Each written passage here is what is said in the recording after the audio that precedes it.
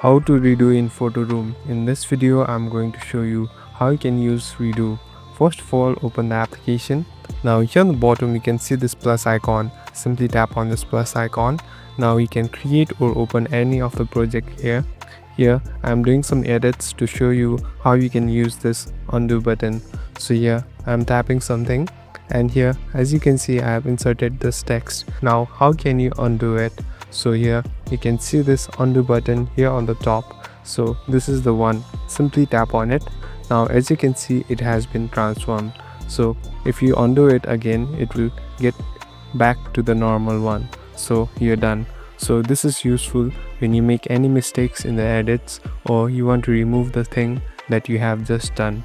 Thank you for watching this video. I hope this video will help you.